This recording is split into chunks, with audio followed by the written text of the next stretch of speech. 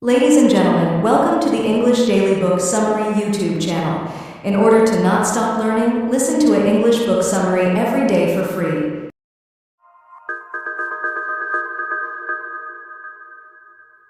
Casey Edwards, Dr. Christopher Scanlon, Raising Girls Who Like Themselves in a World That Tells Them They're Flawed.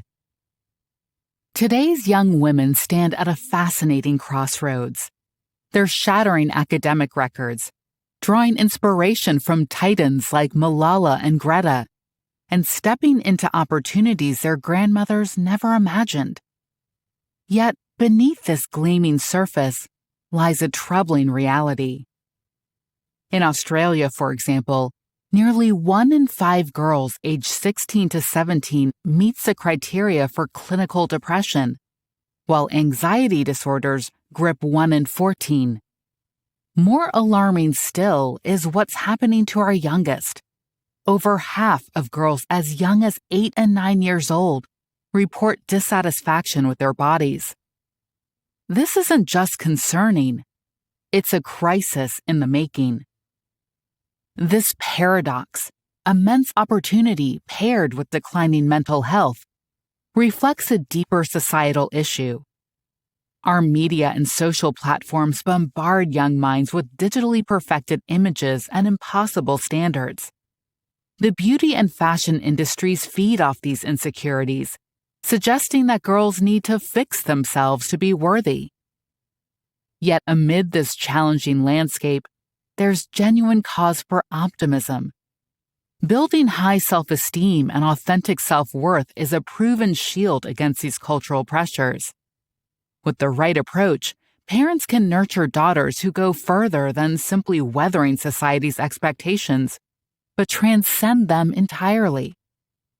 In this Blink, we'll explore sophisticated strategies to help your daughter develop genuine confidence, the kind that comes from within and stands firm against external pressure.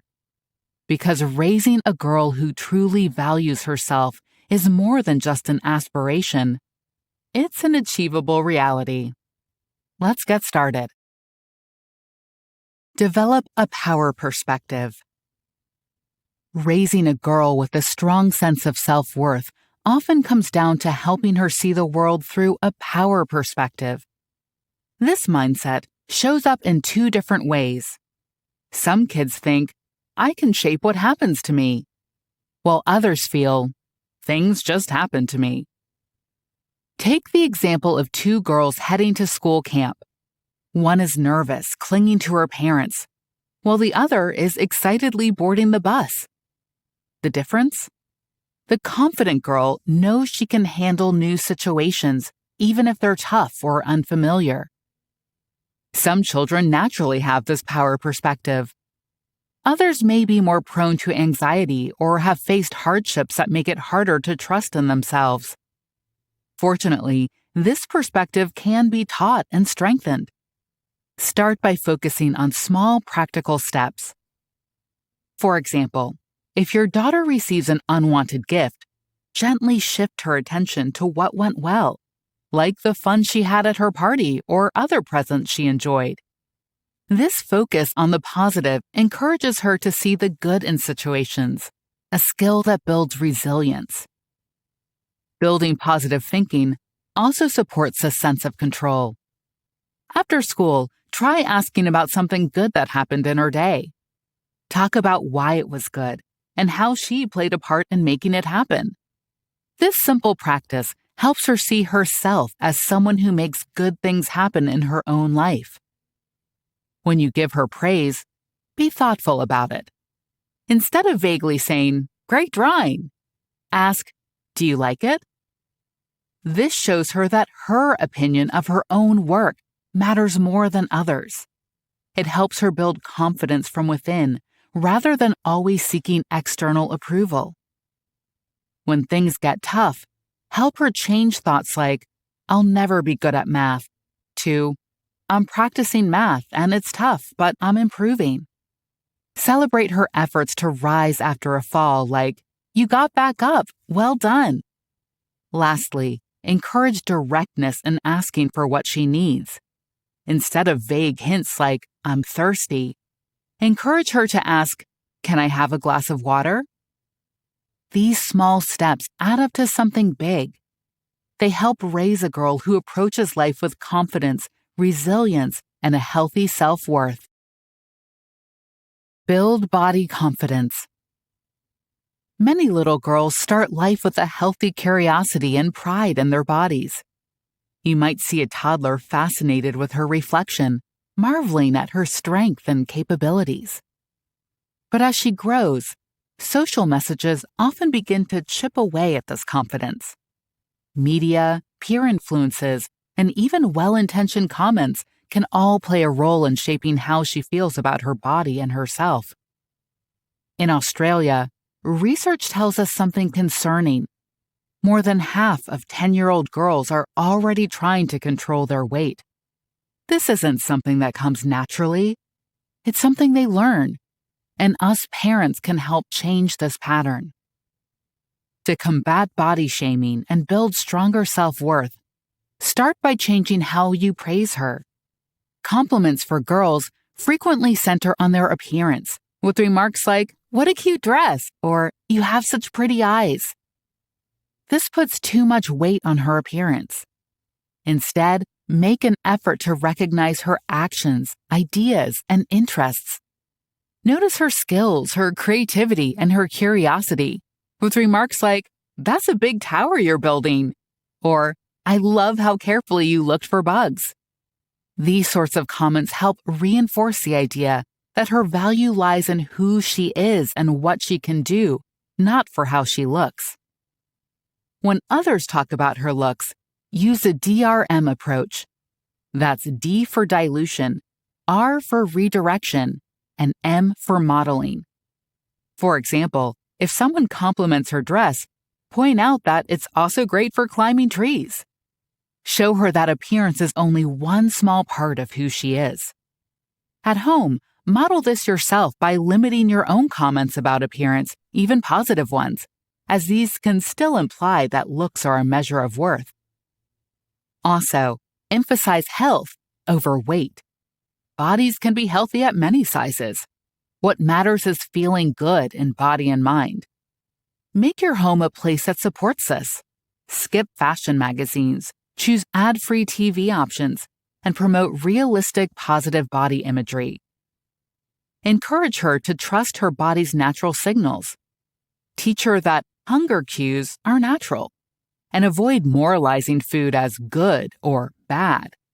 Instead, use everyday and sometimes foods, and let her choose what feels right. By offering a variety, you're supporting her in listening to her body without judgment or anxiety. Finally, make exercise something she can enjoy, not something tied to body image or punishment. Show her that movement is a celebration of what her body can do: running, dancing, jumping, climbing. When exercise is joyful, it reinforces a love for her body, exactly as it is. By making these small shifts, you're helping her grow up with confidence and a lasting positive self-image. Put her in charge of her body. Raising girls who have a strong sense of self-worth starts with teaching them that their body belongs to them. This simple but powerful idea means each person gets to make choices about their own body. For girls, this idea of body autonomy is critical in a world that often tells them they need to change their bodies to fit others' expectations. Girls are frequently encouraged, subtly and directly, to view their bodies as objects for others to judge or control. By teaching them body autonomy, we empower them to resist this messaging and embrace themselves for who they are. Supporting body autonomy may mean making some unexpected choices as a parent. Let your daughter wear that sparkly princess dress to the supermarket or dye her hair blue, as long as it's safe and non-permanent. This is her chance to make decisions about her body for herself. But what about when she asks to wax her legs because someone told her they're too hairy? This is different. You can help her see that changing her body because of what others think isn't really making her own choice. In these cases, it's crucial to help her understand that her self-worth shouldn't be defined by others' expectations. Body autonomy also goes beyond appearance. It encompasses how we teach our daughters about consent. Many of us were raised to give relatives kisses or hugs, sometimes even if we didn't want to. This taught us that making others happy was more important than our comfort. Give your daughter permission to say no. If she's uncomfortable with a kiss or cuddle, offer alternatives like a high five or a wave. Though it may be challenging if a grandparent feels slighted, your daughter will learn that her body is her own and that she has the right to refuse, even if it causes some discomfort. To further instill body autonomy, be open and direct about her body. Use accurate terms for body parts, including genitalia. A girl who knows the correct names and feels comfortable discussing her body will be more likely to tell a trusted adult if someone behaves inappropriately toward her. The openness you show will help her feel safe and unashamed, especially in vulnerable situations. Masturbation, too, is part of normal bodily self-discovery. If you see your daughter touching her genitals, avoid shaming her or telling her it's dirty. Instead, teach her that self-exploration is natural and that many women engage in it as they grow up. Just explain it's private, like other things we learn about time and place. The same way we learn scissors don't belong in the sandpit. By guiding her in a calm, shame-free way, you'll encourage a healthy understanding of her body. Teaching your daughter that her body belongs to her gives her something powerful: the ability to value herself, set limits, and move through life with confidence. It's a powerful gift that will serve her well through every stage of life. Unschedule your daughter's life. Parents today work hard to give their daughters every chance to succeed. But sometimes this turns into packed schedules: piano lessons, gymnastics, Mandarin classes, math tutoring, one after another. A recent Australian study found that 47% of children engage in 3 or more after-school activities per week, and 43% of families hadn't done any spontaneous activities in the past month. While sports and hobbies can be beneficial, too much scheduling can leave girls feeling anxious and depleted. When we fill up the calendar, we often squeeze out something really important: unstructured playtime.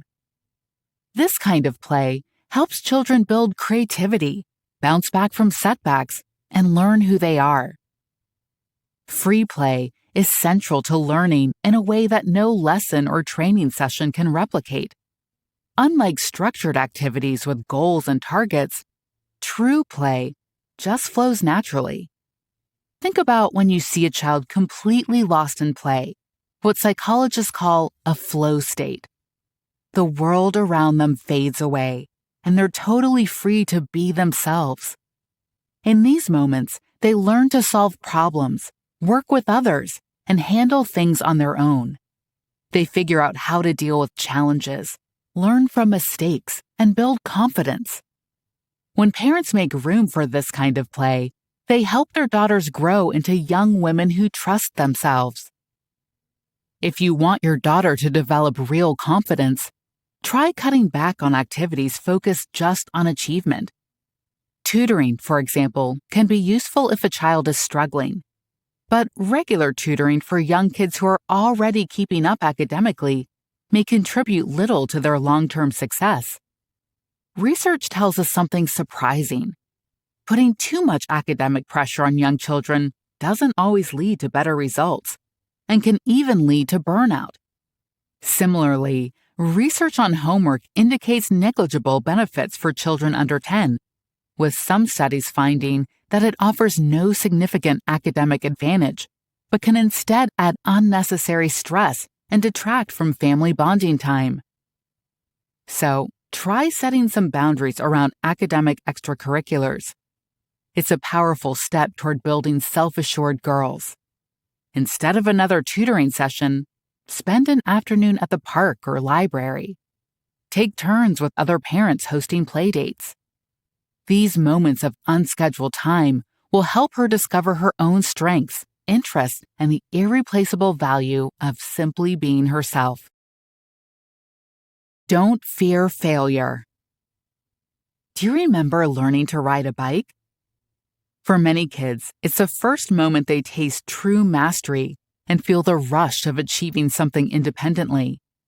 That feeling of accomplishment, of knowing, I did this myself, is one of the greatest gifts we can give our daughters.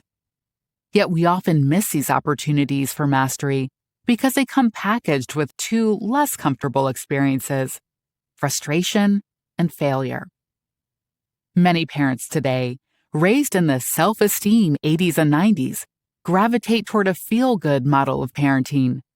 Spend a few minutes at the playground and you'll hear it. Great job! You're awesome! Well done! Everywhere you turn. While well-meaning, this constant praise can sometimes create a false sense of achievement, especially for girls who are often reminded they can do anything. Tanith Carey, author of Taming the Tiger Parent, warns that this can give kids an unrealistic view of themselves. Real self-esteem doesn't come from feeling special. It comes from achieving real goals through effort and bouncing back from setbacks. So, how do we give our daughters a chance to experience mastery? One way is to involve her in real tasks, both big and small. When you bake, let her crack the eggs and pour the flour. Have her carry her own school bag and make her bed. These small acts build confidence and help her feel in charge of her world. Let her speak up in social situations too, like at the doctor's office or restaurants. If she's nervous, practice at home first. Remind her that her voice matters and help her understand that her opinions are valued. Another key to raising resilient girls is learning to let go. Today's parents feel pressure to attend every school performance and sporting event. But occasionally missing these moments can teach your daughter that she's capable of succeeding without you watching. Let her perform without you as her safety net. It shows her that her efforts count, even without an audience cheering. Last but not least, embrace failure as a natural part of the learning process. As girls grow, their natural drive to master new skills is often stifled by a fear of failure, influenced by the pressure to color inside the lines. Teach her to see failure as an essential part of growth. Praise her persistence, her courage, and the progress she's made, even if she hasn't yet achieved her goal. True mastery builds real confidence, one step and one mistake at a time.